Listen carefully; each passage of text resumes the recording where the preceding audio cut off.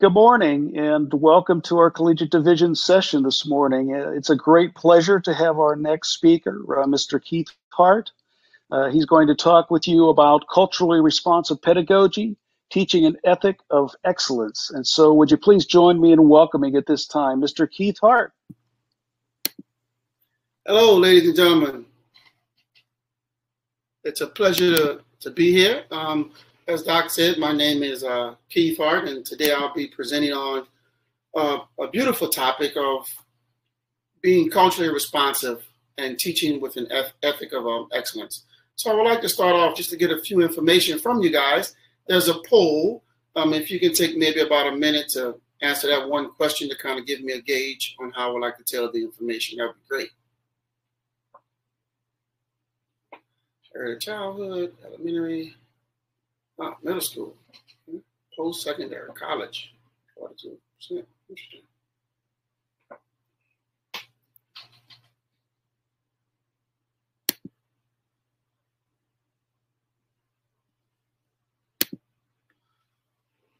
All right, so we're going to get started.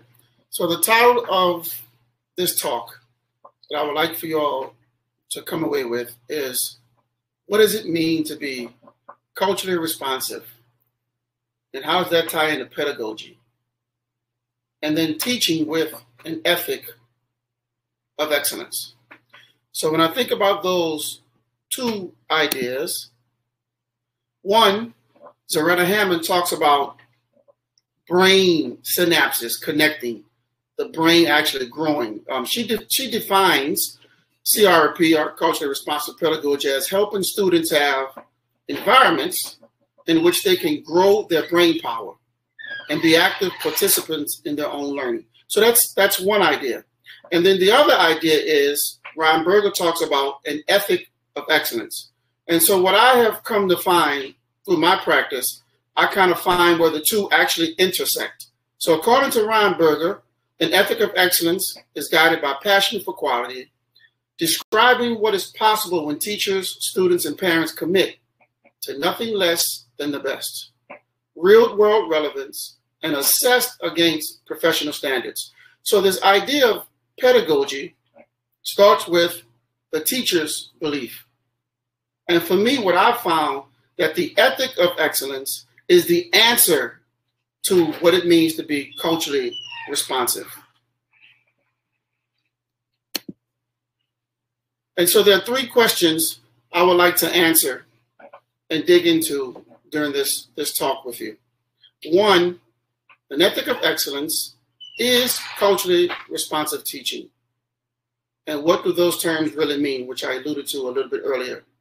How do I create a culturally responsive environment in my classroom through an ethic of excellence? And then what are some methods, pedagogy, if you will, of excellent work in the music classroom? So there's ideas students need in terms of building or shaping self-concept. And Charlotte Mason highlights these principles really, really well. And so one of the things that teachers, based on what you see in your students, in order to develop skill and build confidence, they have to first be competent. And that's a process. So I'd like to talk a little bit about feeding the mind. And so the first one would be this idea of I am. Like, what do you believe about students? It drives what your students believe. So that goes into what I call descriptive feedback that can help kids internalize it and grow. And what happens is they develop a strong I am where they build confidence to do those things and be in the driver's seat. And the teacher then strives to be used or useless. The second principle, in terms of teachers' beliefs transferring to kids, is I can. So once a kid develops a strong I am, which is based on your feedback, a student cannot do what they have not been taught. So then, in order for this to work, the I can piece is actually the process of teaching. And now we get into I ought, which is, as Charlotte Mason would say, the way of the will, where you're strengthening their will. And I'll go further into that. Whereas kids influence their feelings to do the right thing, even when they don't feel like it. And then the last but not least would be whatever the kid desire or say they want to do, they actually do it. So I am, I can, I ought, I will happens during descriptive feedback, which is feeding the minds of the kid, shaping self-concept, and giving them language to put to what they're trying to do and why they're trying to do it. So this a little bit goes into pedagogy here. So with those things in mind, in terms of teacher beliefs, the understanding explicitly taught to students is a growth mindset versus a fixed mindset. And the goal is to get or normalize a growth mindset in the classroom in terms of that's the ethic. So these are messages. The ability to learn is not fixed. Ability to learn can change with effort. The brain changes and grows in response to a challenge. Students are much more likely to persevere when they fail, if they have a growth mindset. Students don't believe that failure is a permanent condition. These types of messaging, and I actually have this visual anchor in my classroom. So when kids are faced with challenges, they embrace it instead of avoiding it. When there's an obstacle, they develop fortitude, your ability to push past when things are difficult, as opposed to just giving up. When it's time to show effort, right, they work hard. They're able to take constructive criticism. And the success of others, they celebrate because they're confident in themselves instead of feeling threatened. So these mindsets transfer from the teacher to the student, this feedback loop constantly. And that becomes normalized. That's the expectation. And in some regards, that's what they're assessed on, how well they do that. So now we're going from abstract, and as the talk goes further and further, we're going to concrete. So if you look here as a visual of what actually happens when the brain grows, when connections are happening, those synapses are firing. These things happen when kids become aware that intelligence, you're not born intelligent. You can develop if you just look at your effort, right? These things start to happen when they take ownership of their own learning. But it's not enough to just say, take ownership over your own learning. There's more that goes into it. The kids have to be able to grasp that concept, narrate that concept, and then they can actually implement it in the classroom. So here, this is a cycle of learning that I teach explicitly in classes. What happens, or what is the mindset when you're faced with a challenge? 6-step process. And here's where the ethic of excellence is starting to come into play. Ethic meaning, excellence meaning to excel, to move forward, to make process. That becomes the ethic. So here's the recipe for that. First step, when you're faced with a challenge, time. Did I put in sufficient time? The second, focus. Can I focus without distractions?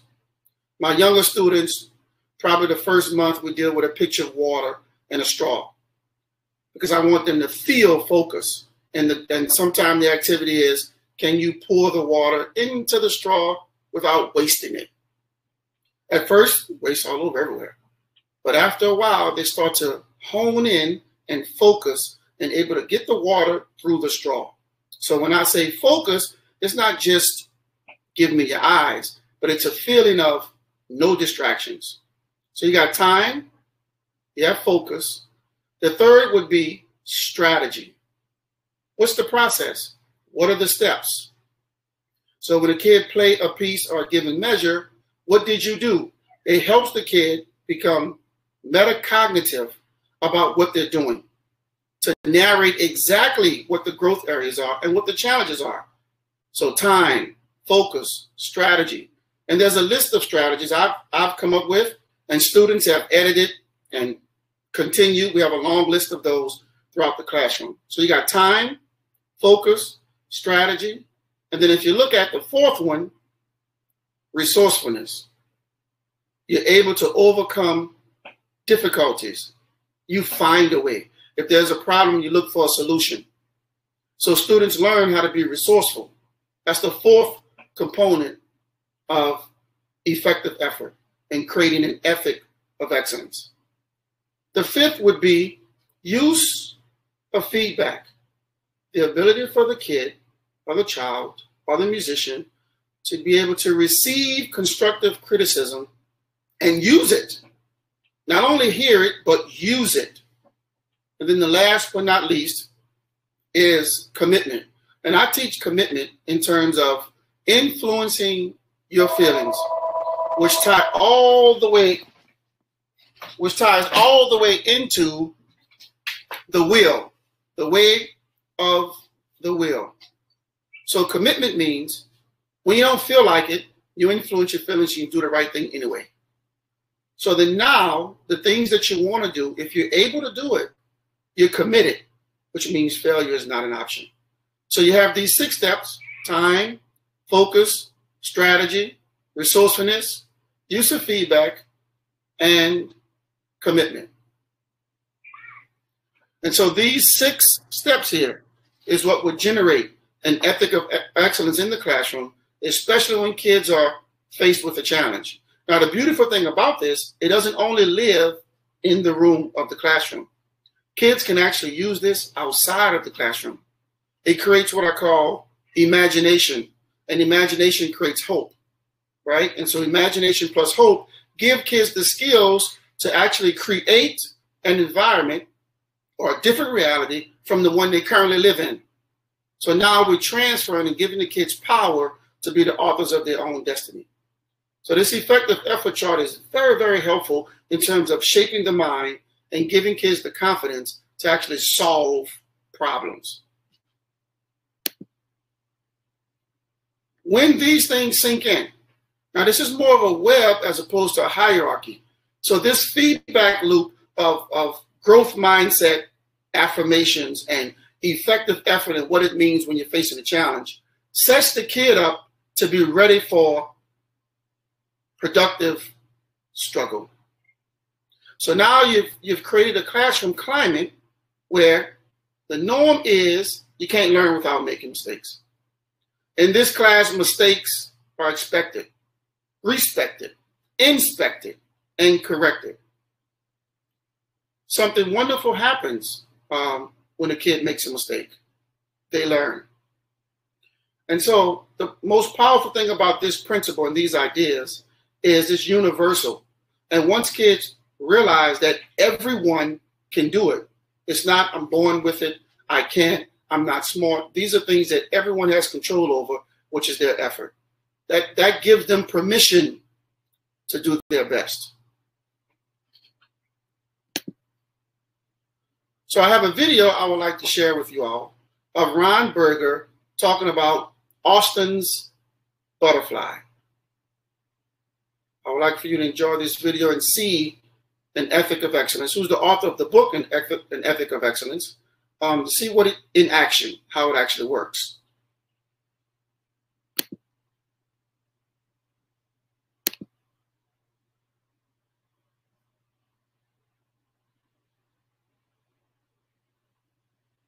What would you guys say to teachers?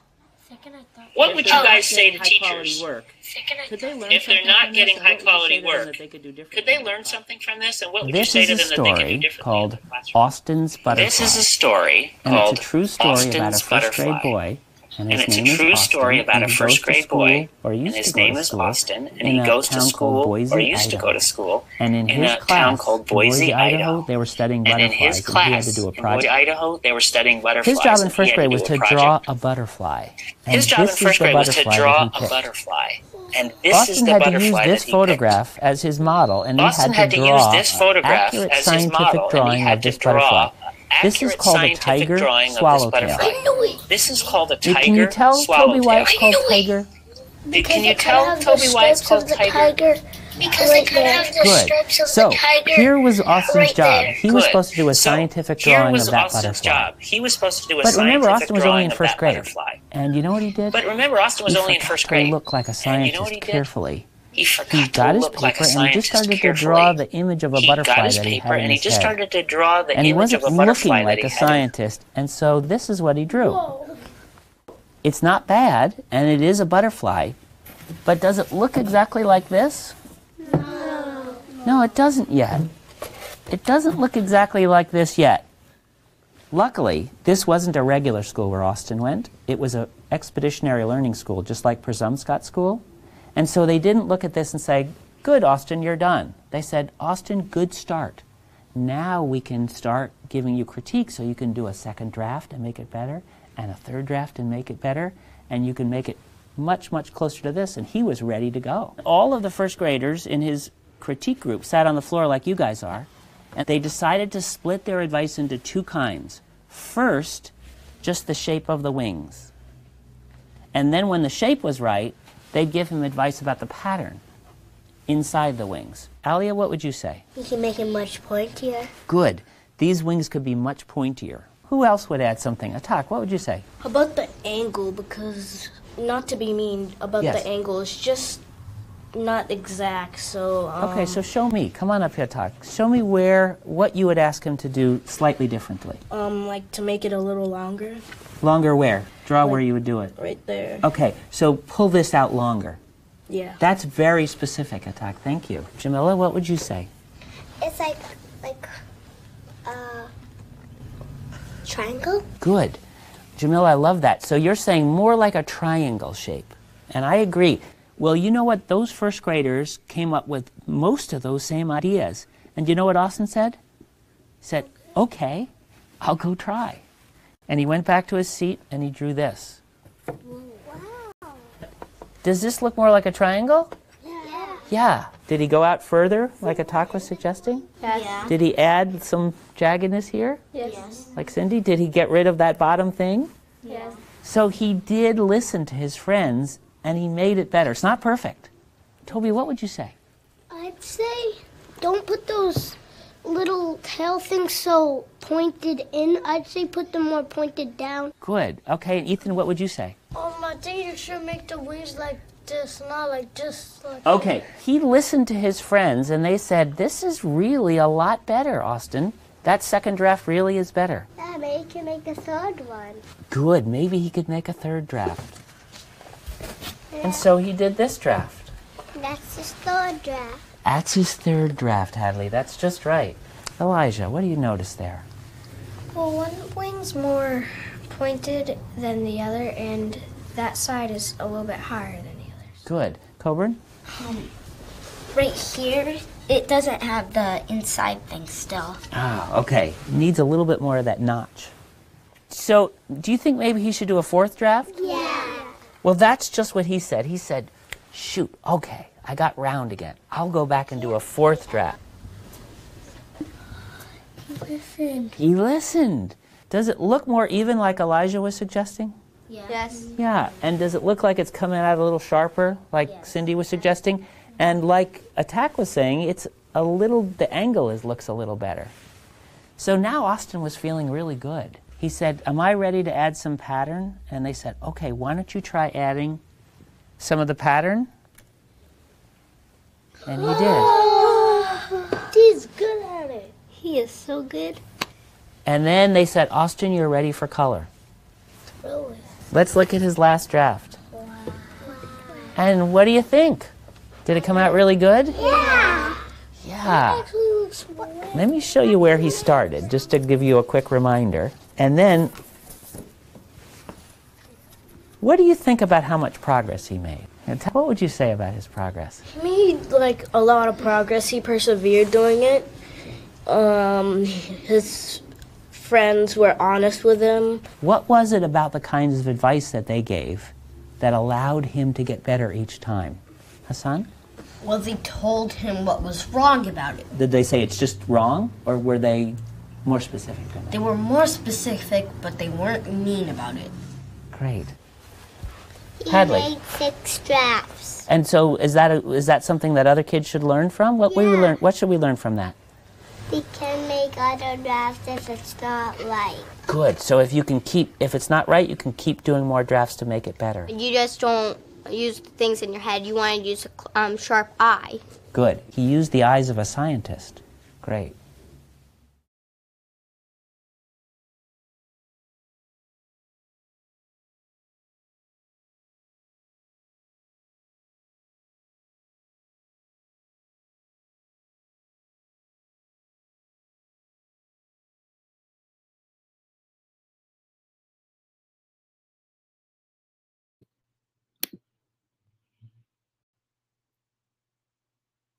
So we've noticed in the video, in terms of what Ron was doing with the students, how he laid out an exemplar. In our case, it would be, what's the standard? And then the feedback and the process of interacting with the children largely dealt with how do your performance or Austin's performance actually compare to the standard. So the descriptive feedback is descriptive, it's standards-based, it's not personal, and the kids actually generate ways of getting better. So there's some very important vocab I would like to share with you. The art of revision, repetition, craftsmanship. When that becomes the ethic, when that's normed, then conversations can be around, okay, here's the standard, here's the exemplar, where am I now, where am I going, and how can I close the gap? So those 4 principles early of the teacher, cognitively, deliberately, intentionally in your mind, you're shaping, you're cultivating, I am, I can, I ought, I will. Then you lay out a strategy for kids to grapple with, which is effective effort, time, focus, strategy, resourcefulness, use of feedback, and commitment. And then you actually start to generate a culture or climate where the ethic is mistakes are embraced. So then kids start to embrace what it means to revise. It's no longer a chore. Repetition. I'm looking to catch that edge just to play that phrase a little bit more better. So now you're shaping and cultivating the habits so that kids can actually use these habits, not only in the classroom, but in life outside of the classroom. And then you, the teacher, you'll find yourself becoming used or useless, which I think is the goal, to put kids in the driver's seat. So I have a few forms that I use with kids that I would like to share with you. So the first, embracing this concept of an ethic of excellence. There's a group example, have an individual example, and a performance example. So these are all rubrics of, or visual anchors of kids implementing in real time. What does it mean? How do we practice it? It's infused throughout every lesson. My feedback is based on it. The kids' feedback to me is based on it. And it's a wonderful thing to use and for them to keep and generate more deeper conversations. So the first that I have here is a group example. We call it the top 10. And so some of it is recipe-like, how do you enter, et cetera, et cetera. But if you look a little bit further, I have sectional excellence on there. I have effective effort. So kids talk about that as a group, collectively, right? So that the group rises when everyone does their part. So this top 10 here is very, very clear. It can go from beginner all the way to advanced players. I can use it, and kids actually own it now. Academic excellence. Did you do your best when it was time to analyze the piece? Can you do more in terms of understanding how to differentiate between chord structures in terms of ear training? Can you justify your answers? All of that falls under academic keyword, excellence. And kids embrace that word as to excel, like you're driving in a car, pressing your feet on the gas. So there is no, I'm better than my teammate, but there is, where am I in terms of the standard? How can I close the gap for myself? And then how can I close the gap for my team? Right? And so strong voice, sectional excellence, all of these things are embraced as a group. And actually, probably sometime during in sectionals or at the end of class, I can actually walk around and observe and actually engage in conversation, watching the kids use this to generate feedback, collaborative grouping. So it's never an attack or stripping someone of their pride or their dignity. It's always, let's attack the problem, not the person. But it's not enough for a teacher to just say that. The quality of communication has to embrace that.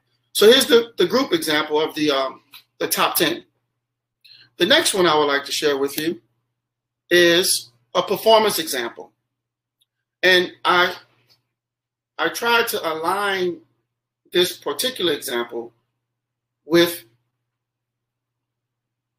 festival rubrics that you get when you either travel or here in the state. Because I think those rubrics are very good in terms of, here's the standard, here's the butterfly, if you will. And here's what I think your group is. So I took it, adjusted it, and actually made it individual so that the kids can actually assess themselves, assess each other, and to create an economy of language as to what could we improve on? What did we do well? What should we continue? What should we abandon? And so you notice these forms are generating or normalizing conversations so that kids can actually own the process. And in turn, you build a safe environment where kids are just soaring and actually have permission to help others soar. And so the next one here is, this one deals with the ethic of excellence, if you will.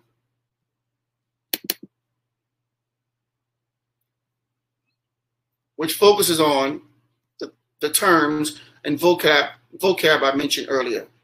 This idea of revision, self-correction, right?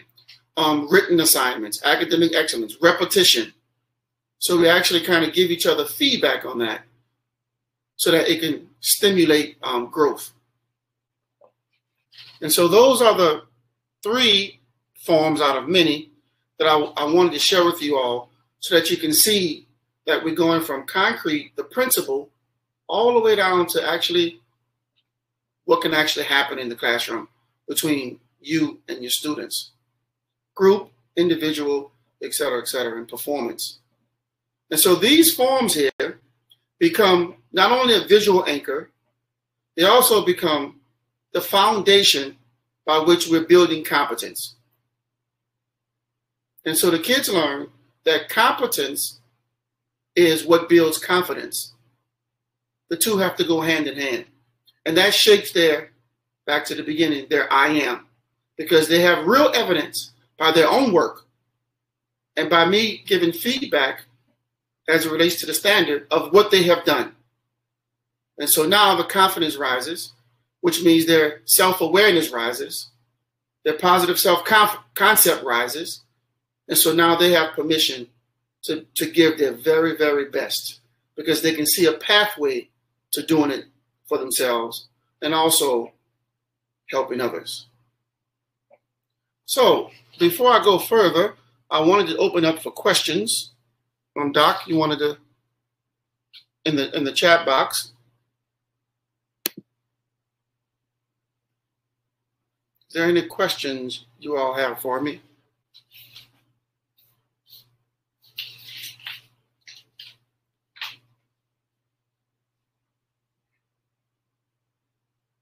Any at all? I also have this Google form here as we conclude today's session. In 2016, my wife and I launched HART, which is an acronym for Holistic Approach to Research-Based Teaching. So if you'd like more support or information on this, if you're interested in any PD, anything further, you can pretty much fill that out on the Google form that I'll send to you guys. And so I would love to open it up for questions if you have any. See, I look here in the chat box. Oh, how you doing, Mr. Hicks? Good morning. Good morning, Lee.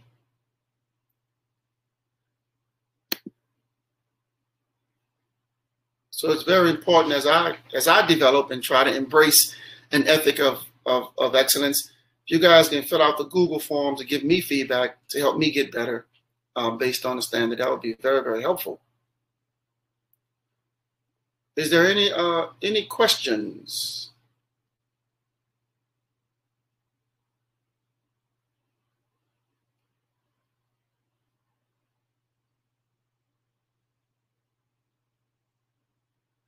Yes, Lee, I can. Lee Hicks, his question is, can you share those forms with us somehow? Yes, I can. When you fill out the Google form, I'll get you information and get that to you. The next question, let's see. That was Lee, great mentor of mine. He's amazing. Lee is asking, how do your students evaluate themselves and how often? Right. So the students engage pretty much in every class, some portion of the class dealing with assessing each other and themselves formatively. So if we're playing a piece and we decide to stop and talk about it, then that's in the moment where they can adjust. That would be what I call a formative assessment. And there are times where it's summative, where, okay, you learn a piece, we've went through the process, we've created great conversation around it based on a standard. So now here's your final product, which is summative. So the summative pieces happen probably every 2 weeks, but the formative pieces in terms of revision, craftsmanship, repetition happens daily.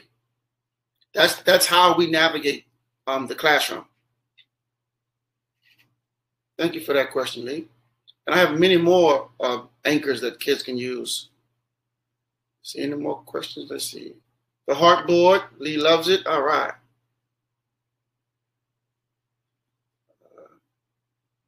Thank you, Sharon. Thank you, Mickey.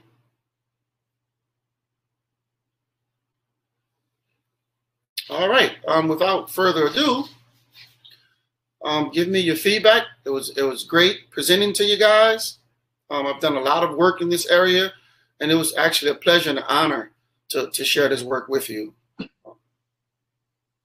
That would actually conclude my session for the day. Well, thank you. Thank you, Mr. Hart. It was a pleasure to have you present here, and I think that this is a great deal of information that we can share and use in our classrooms. So on behalf of LMEA, I want to thank you so much for your very informative presentation. I'm sure that if you reach out to Mr. Hart, he'd be glad to talk with you further. Are there any last questions before we wrap things up for today? Yeah, here's my information here. If you want to reach out, you see my email and phone number. I would love to support in the way I can. Just reach out. That'd be great. All right, Doc. Well, I guess we'll bring it to a close. Again, thank you for your presentation, and thank you to everyone that's attended today. I hope you're having a good day with these different sessions throughout the day, and have a good afternoon. Thank you very much. Thank you. Appreciate you guys. Bye-bye. Bye.